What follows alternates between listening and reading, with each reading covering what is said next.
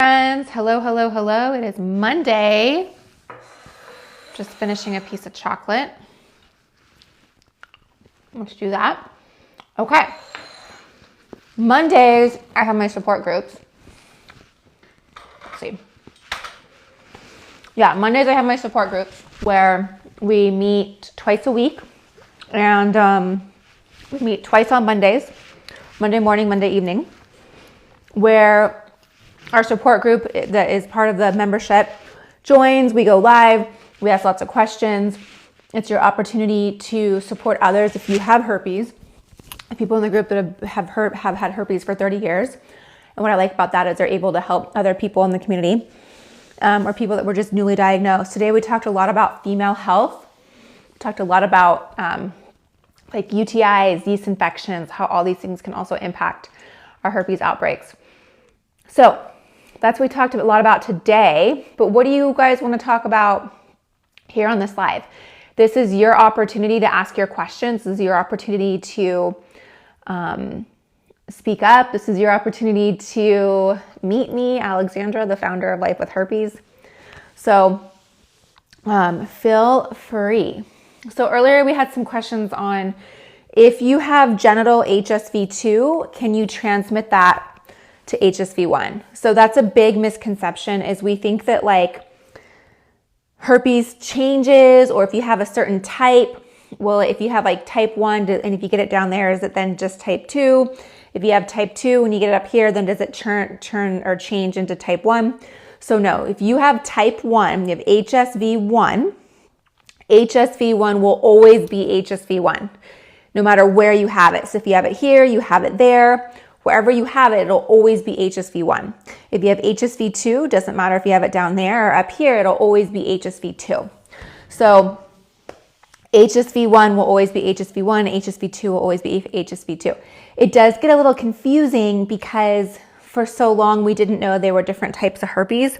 And so we would say like there's oral herpes, genital herpes. Oh, I had oral herpes, but I gave my partner genital herpes by doing things with my mouth down there, right? So that would mean if you had oral HSV1 and did things with your partner down there with your mouth, it would be transferred orally to your partner genitally. So it would still be HSV1. It wouldn't change to HSV2.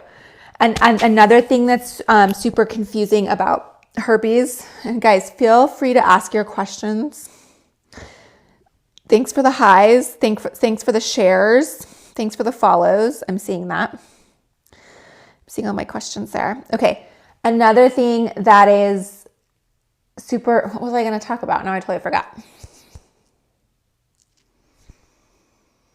Herpes 1 and 2. Oh, herpes does not live in our bodily fluids. Okay. So we think that so there's other types of viruses.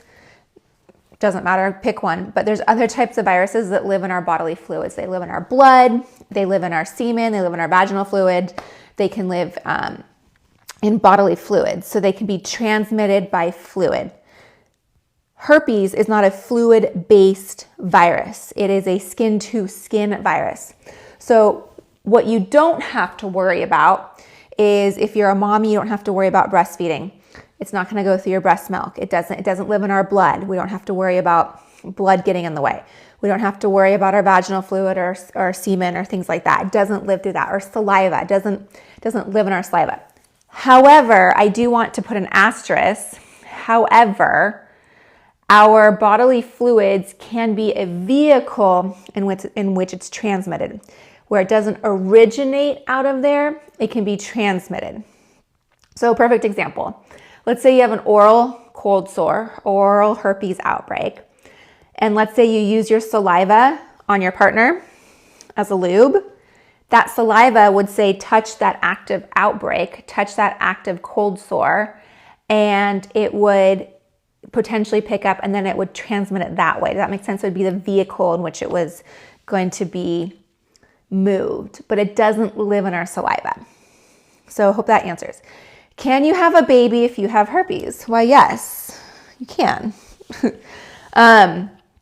So yes, you can have a baby if you have herpes. I am pregnant with my second child at the moment. I am having a baby in 2 weeks. So yes, you can have a baby if you have herpes. My son is 4. I had him vaginally. He came out of the vagina. Does not have herpes. He's completely healthy, completely herpes free. This child also I plan on having vaginally and will come out herpes free. So yes, you can absolutely have a baby if you have herpes. It's one of those things that here's what I'd recommend though. A few myths. So in utero, the baby does not come in contact with the virus. The virus, it is, again, we just talked about bodily fluids. The virus does not come in contact with the baby. The baby is completely safe in utero. You can have outbreaks. It's not going to impact the baby. Where the issue lies is during delivery and post-delivery. So once we're out, once we're here, then yeah, we can come in contact with herpes. We can come in all the viruses that are out there, right? Hundreds and millions and thousands of whatever viruses that are out there once you're out of utero. So that would be a concern. And then during the delivery, as long as you don't, according to my doctor, I am not a doctor, according to my OB, is if I do not have an outbreak, I take the antiviral. Do not have an outbreak, I have a less than 1% chance of transmitting herpes to my child. So for me, it's a risk I'm willing to take. Some mommies may not want to take that risk. I would say it's between you, the father, and your doctor. The 3 of you need to get on the same page and decide what you 3 want to do. What do you feel comfortable with? I've talked to lots of mommies that are like, I just didn't feel comfortable with it. I didn't want the risk. I had a C-section. I've talked to other mommies that are like, yeah, if that's all it is, that's all it is. I have lots of mommies in my community that didn't know they had herpes and still had vaginal births. So it's really going to be up to you and your doctor. Okay, let me just, I have HSV2 and can I spread it to my lips? How do I prevent it? So you would have to, so here's the thing about transmitting herpes to your body, other body parts. If you have the antibodies for whatever herpes, so again, you specifically have HSV2. If you have the antibodies, which means you've had a blood test that's been an IgG blood test, you've tested positive with an IgG blood test, it's going to be difficult to reinfect your body with the same virus. Your body's going to pick it up and go, I already have this. I know what it is. Does that make sense?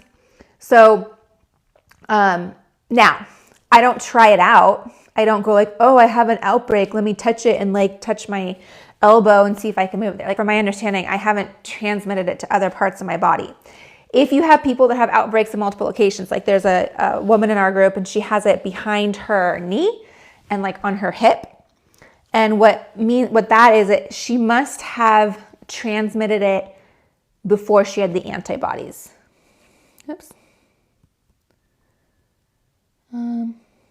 Oh my goodness, I got you live. Yay. Oh, wow. Hi.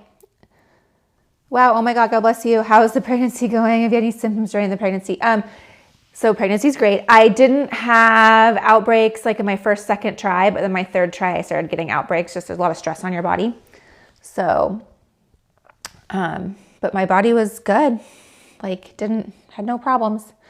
What are some of the things to do to prevent passing on to herpes? Number 1, I would boost your immune system. The stronger your immune system is, I gotta put chapstick on.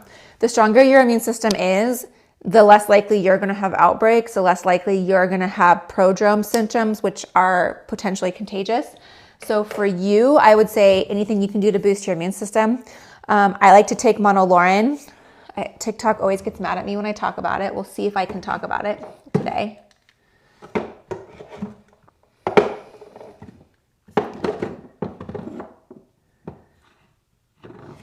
Here's Monolaurin. This is what I like to take for my immune system.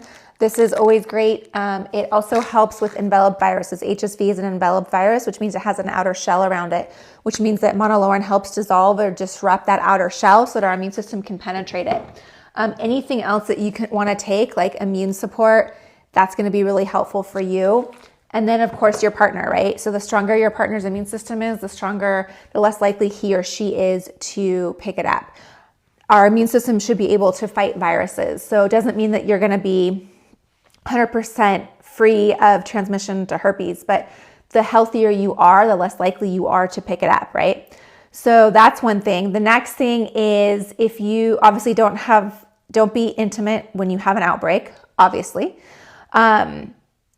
If you want to take the antiviral, that's something you can do. It'll help lessen the transmission rate by 48%. It is very effective. It is very helpful.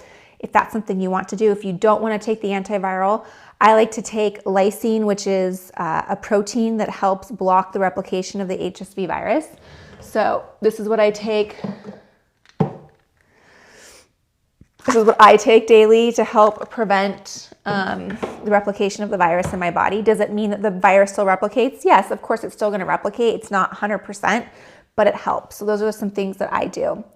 Did they give you anything to prevent during delivery? So yes, the antiviral is something that I'm taking now for delivery. So I started taking it the last month of my pregnancy so that I don't have any outbreaks and that I'm able to have a vaginal delivery. So yeah, I just take the valacyclovir. I have HSV2, but I'm asymptomatic, and I have a new partner, but I don't know when I shed. Okay, so you're not gonna know when you're shedding if you're asymptomatic, because that means you don't have symptoms. Excuse me. So the good news is you're asymptomatic, which means that there's less chance of transmission because there's less outbreaks, right? If you have outbreaks, you have more of a chance of transmission. But can you still transmit herpes without outbreaks? Yes. I would say that you and your partner just need to be on the same page of what you both feel comfortable with. I have people in my community that are on the antiviral because, again, shedding, they don't know when it's happening. I have other people in my community that are like, why would I take something if I don't have outbreaks?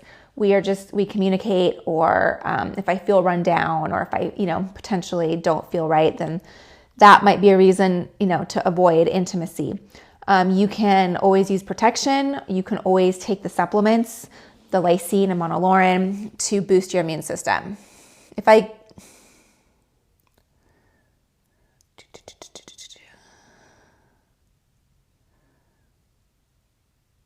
Wow, okay, hold on.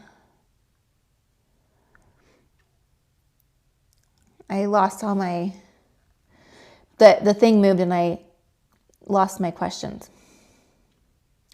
If I test negative for everything, should I believe it or get tested again? Are you experiencing symptoms? If you're experiencing symptoms, go back and get tested. If you tested negative for herpes, if you've been exposed to it and you tested negative, you just may not have developed the antibodies yet. If you're like, I just am worried about it, then yeah, go. You're not going to know. It takes your body like up to 12 weeks to make the antibodies. So let's say you were exposed this weekend and you went and got tested today on Monday, you're going to test negative, right? So you would want to wait a couple of weeks in order to get the antibodies. How often do you take the antiviral? I do not take the antiviral. The only reason why I'm taking the antiviral right now is because I'm pregnant and I want to have a vaginal delivery. I do not take the antiviral, and I haven't taken it in 3 years. In fact, it made me really sick when I took it because I don't take any medication.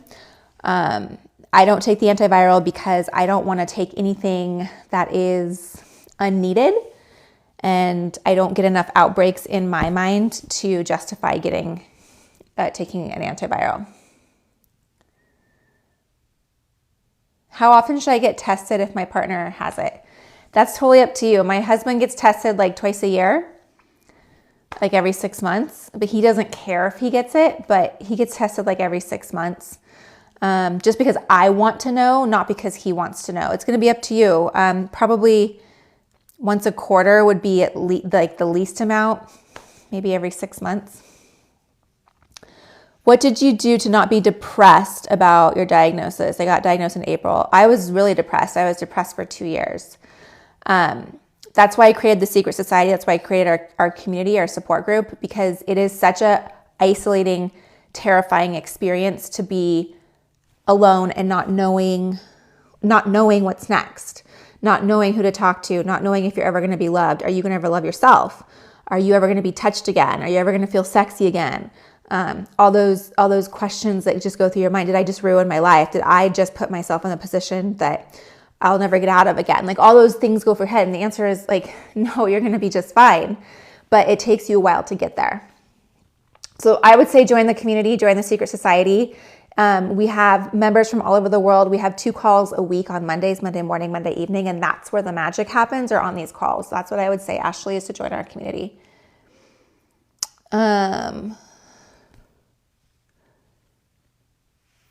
And you have a child, so you try to be positive every day.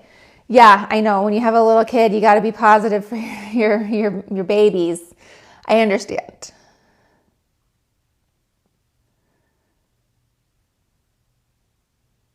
If you haven't had an outbreak in a year, can you still pass it?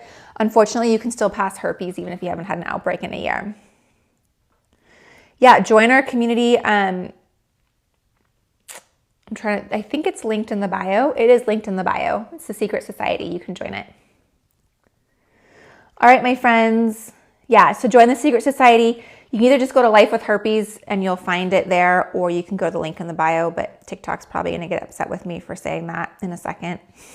So anyways, I have HSV1 herpes on my mouth. Does that mean you have it inside your mouth and in the saliva? So it doesn't live in the saliva. Like the saliva touches the outbreak, then the saliva will have it in it, but it doesn't originate from the saliva. It doesn't mean you have it in your mouth. You would have to have outbreaks in your mouth. They told me I have HSV2, but I had symptoms on my lower leg and wrist. No, you can have herpes anywhere on your body. How did they tell you to have HSV2? Was it a blood test? If it's a blood test, you have HSV2 and you don't know where you necessarily have it. If it was a swab, that also would diagnose you with the location. So a blood test doesn't tell you the location, where a swab test will confirm it and also you know where you have it. All right, my friends, I will see you soon. This is the last question. After your diagnosis, what foods did you find helpful to control symptoms? After my diagnosis, I didn't know anything about what foods were healthy and not. I ate a lot of chocolate and drank a lot of wine. I wouldn't recommend that, obviously. I would eat foods high in lysine. If you download my free ebook, just go to lifewithherpes.com. I have a free ebook. I go through, it's something like, I want to say 48 pages. That seems awfully long. I can't remember. I wrote it.